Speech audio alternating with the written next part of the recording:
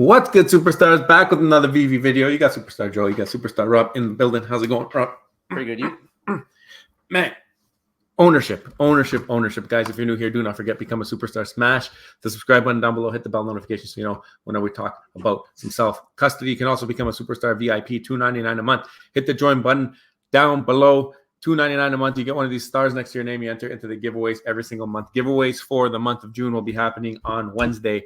We're procuring all of the prizes, doing all that stuff, moving the cryptos around, deciding what we want to do here. But Wednesday will be the day, probably be a live stream or something like that, and we'll do some great giveaways. If you don't know how to enter, you can either become a VIP like we just mentioned, or you can join the Discord. And if you use any of our affiliate links, we're affiliates for a bunch of projects, let us know there. If you buy any of our merch, let us know on the Discord. The Discord is the place you want to enter. If it's not posted there, you will not get those entries. VIP members, automatic entry, though.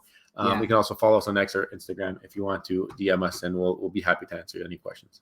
Yeah, and just to add to that, guys, thank you so much for your support. So Wednesday we'll be doing our gifts, and then just at last chance, guys. Like if you guys did do anything in June, let us know in the Discord, because I go based on the date that it was posted. So, but you have to be very specific that, oh, in June I did this if you forgot. So we can assign you stars at the end of the month, and all the VIPs are automatically enrolled. Yep. So hold on here. I want to see if I have anything on the Twitter. I don't think that I do. So we might be able to jump straight into it. Actually, I want to show one thing, and you probably want to show it too. Yeah, this was amazing. This was amazing.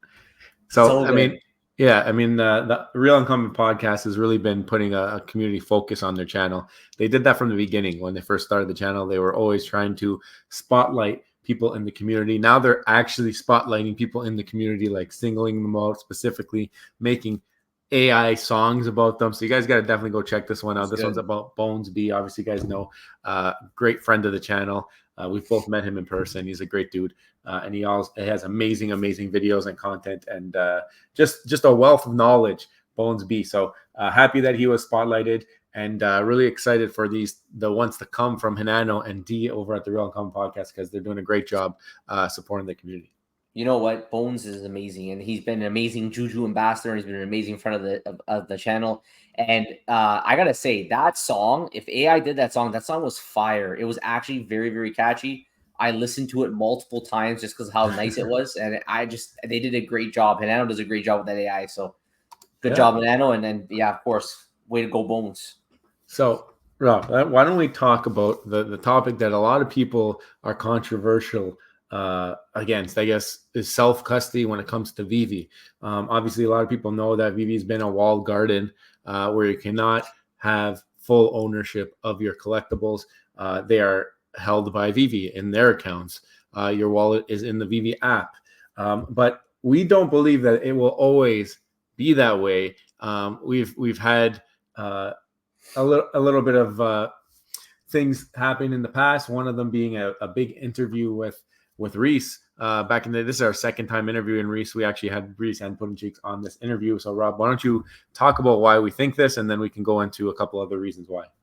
Well, first of all, we did 2 AMAs with Reese back in 2022, and we asked a lot of the questions that we talk about to this day were questions that we asked in the past. So if you guys are really looking for some good old interviews, you want to make sure you guys check out the AMAs that we had with Reese. This one here was specifically as it relates to like the OMI token. And then in this one, we did ask about self-custody. So we want to share it with you guys, because when me and Joe were talking about self-custody and Veve and why we think Veve will have self-custody in the future, this video was part of the evidence of why we think that. So let's play it.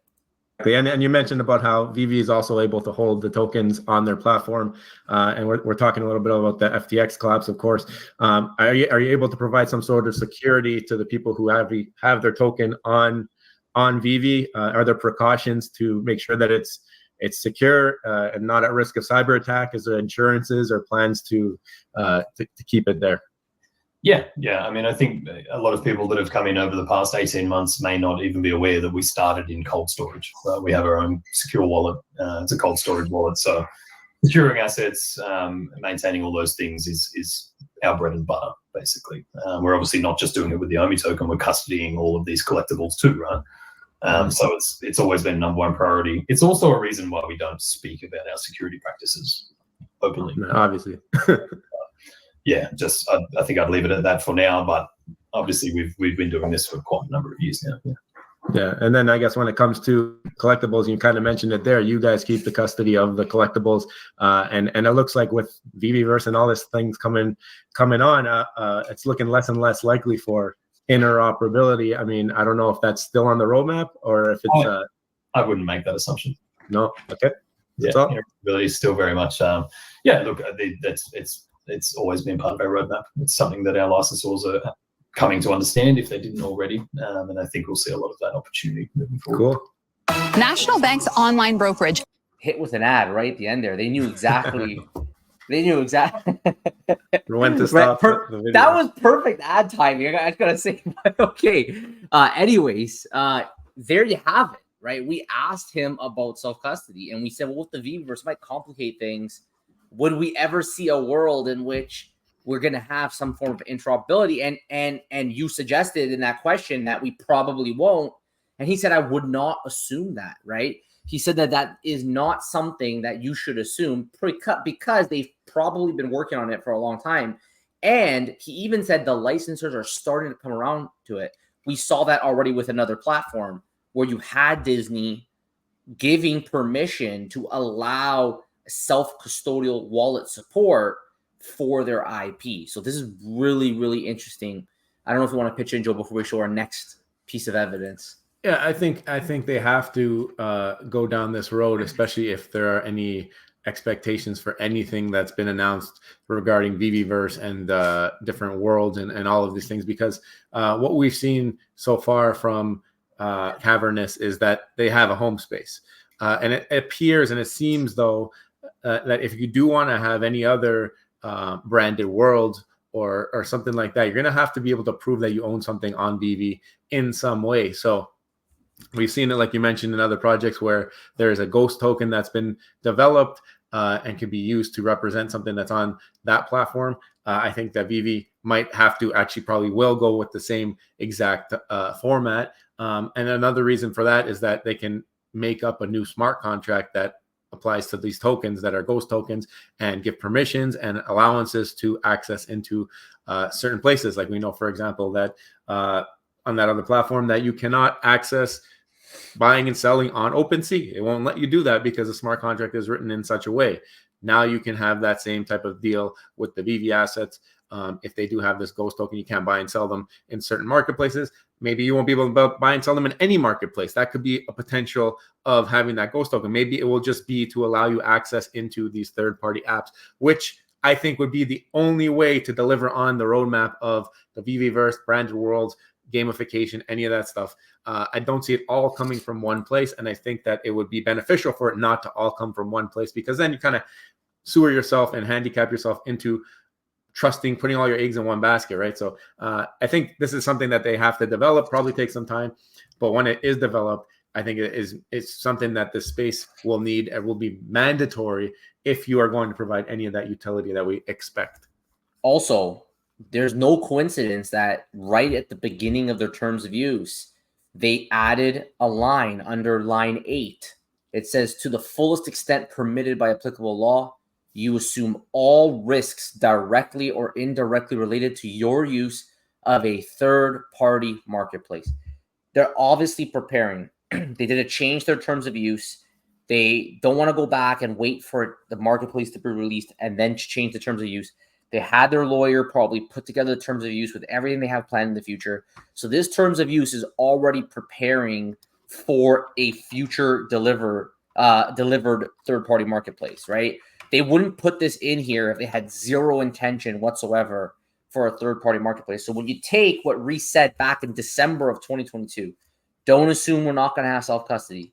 And I know it's been a long time, but it's just the truth that Veve tends to take sometimes a long time to deliver on things. Even when they may give a date, we know that sometimes it takes a lot longer because of any kind of obstacles that they may experience. So when you take something that was said in 2022, even though it's 2024 and it's still not here, I don't think that means they gave up on it. I think it's very possible that they're still working on it. And that's backed up by this third-party marketplace revision, which happened in 2023 when they revised the terms of use. So they are for sure, in my opinion, again, speculation, But I am confident from those two pieces of evidence that they are going to have self-custody at some point in the future. I don't know how it's going to look. It may not look like the other company. It may not be done in the same way, but they're going to have some form of self-custody to enable this third-party marketplace. And then maybe that's when we can get transfers back. And maybe that's when we can do, all our giftings.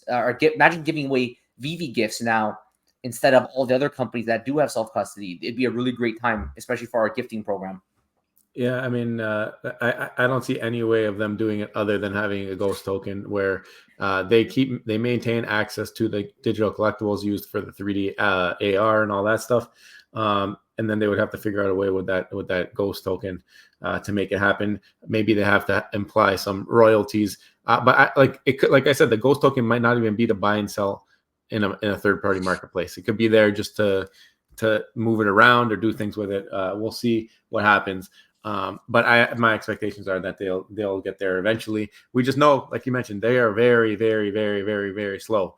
The one thing that gets me caught up is that I don't understand why you would not want your community of people who are here to know that this is still on your roadmap.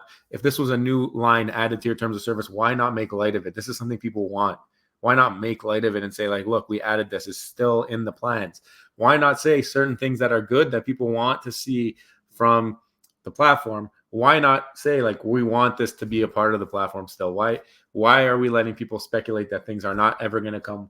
Why do we let this cannibalism of the community occur when there's certain things that could be said that might ease the blowback? And I think that's maybe something that we could hear a little bit more about from Veve. I know they don't want to say timelines, which is totally understandable from everybody at this point, but I think and we've said it before, any type of roadmap, guidance, things, vision, even just vision, like, this is our vision, this is how we see it playing out. Like, talking about that stuff gets people excited, gets people hyped up. Even if it doesn't come right away, we know how long it takes you to develop at Veve. So maybe now that been a longer time, we've had Mitch on board longer, maybe things come a little bit quicker. But at the end of the day, nobody's holding you to the cross because of timelines anymore. But vision would be really, really good to know. Sometimes I wonder if the delays in the Veveverse, that obviously we had the slideshow saying that by the end of 2023 it'd be fully rolled out. But sometimes I wonder if there was an oversight and that maybe the Veveverse was going to be ready, but giving everybody self-custody was not. Maybe the Veveverse is going to work with self-custodial wallets. I don't know. Like, how are they going to make it work with Cavernous? How do you link it? Are you going to link it directly with a Veve account? I think that's unlikely. I think you almost need people to have the ability to export out these ghost tokens into their wallets in order to tap into the Veveverse. Now, beta version, the beta testers are out. They are actively using this. They would actually know the answer, but they're all sworn to not talk about it. So we don't actually have any real information on how that's going to link. Maybe it will link to the Veve account. I don't know. Like, maybe you're going to go onto some website, which is the Veveverse, and you have to log into your Veve account first. It's like a gate. Once you log in, it connects to the wallets that Veve has custody of to the Cavernous network. Yeah. So I'm not exactly sure how it's going to work, but something I wonder if, like, something like this is related to the delays, but people are using it, so they know things we don't. I would think they're directly. I think it's direct connection, and just it reads the Veve wallet, like you said, and then it has the asset number 3245, and then it unlocks that in that person's vault or whatever. But I think when it comes to other things, and like, I don't think Cavernous could build everything. That's the problem. Like, I don't think that they can build every intricate branded world. I think they need to have diversification of creators in that space in the Veveverse to deliver that full roadmap. And I always assume that they would. I don't think one place would be responsible for everything. Again, I don't know. I'm not part of the beta. I don't know any of the future of how they're going to do that, but be very cool to learn more about their plans for third-party marketplace for self-custody. As Reese mentioned in that interview, obviously he's thinking about something when he answered the question there. So I wonder what he was thinking about. I'd love to hear from you guys what you think he's talking about. How do you see it playing out? Yeah. And just one more thing I want to talk about, Joe, just before we head out here. You can see here the Veveverse. They keep calling it the Veveverse app. So it says Veveverse Spaces means a virtual space in the Veveverse app. where a user may be permitted to use by us to customize it or enable other users to visit and display the digital property for viewing within it. So they talk a lot about the Veveverse app. So this is probably going to be like I think like a McFarlane app, right? That makes sense to me. Like, you know how McFarlane allows you can actually download their web viewer and then you can walk around in it. So I wouldn't be surprised if it's something similar to that with the Veveverse. Yeah. So, all right, guys. So let us know in the comments below. We talked a lot about third-party marketplaces, right? So what do you guys think? Is self-custody coming to Veve? Do you guys believe, based on the evidence we've shown, we have the AMA with Reese tied in with the change to terms of services? Let us know in the comments below. Do you agree that we will see self-custody with Veve? If you haven't already, don't forget, become a superstar. Smash the subscribe button and join the superstar fam. Hit the bell notification button to get every single video every single day. Also to our VIPs, thank you guys so much. $2.99 a month. Start beside your name. Access spreadsheets, giveaways. Guys, thank you. Take care. See you next one. Bye. Bye.